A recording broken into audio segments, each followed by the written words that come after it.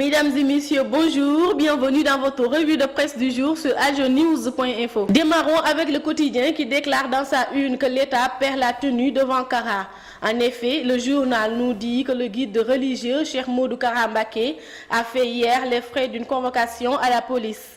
Mais le commissaire central de Dakar s'est évité le pire en acceptant de se déplacer chez le leader du Parti de la Vérité pour le Développement où Maître Abdoulaye Wade était annoncé. La police a ainsi reculé après avoir convoqué le religieux mouride au commissariat central. L'Observateur informe que l'APR sonne la riposte contre Wade. Dans le journal, Moustapha Cissé Lo, vice-président à l'Assemblée nationale et membre de l'APR, déclare que la seule riposte qu'il faut apporter à Wade, c'est de laminer le PDS partout aux élections locales.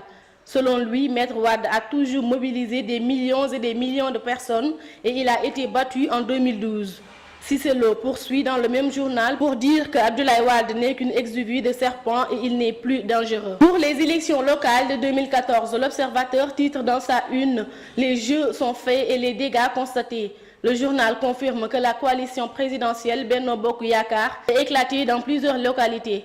Les calculs politiciens et les intérêts personnels ont miné l'unité au sein de la majorité. Mais les états-majors ont aussi le temps de corriger et de réajuster. À la une de Libération, Benno Tassarona. Si le président de la République Macky Sall et Moustapha Niasse ont réussi à sauver leur alliance tactique, même si dans certaines localités leurs partis respectifs ne sont pas allés ensemble, le journal nous informe que Benno a volé en éclats dans plusieurs localités du pays. Revenons dans le quotidien sur l'affaire Habré.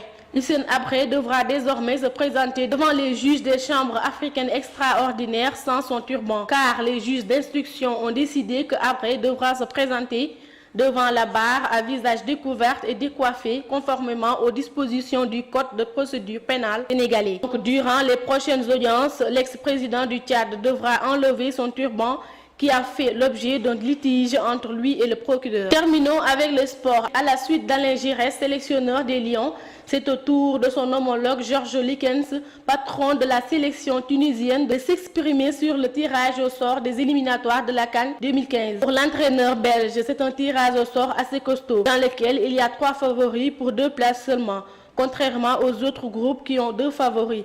En parlant de la difficulté du groupe G, Georges Likens déclare que le Sénégal est une équipe performante et un adversaire redoutable. C'était tout pour votre revue de presse du jour. Bonne lecture et à très bientôt.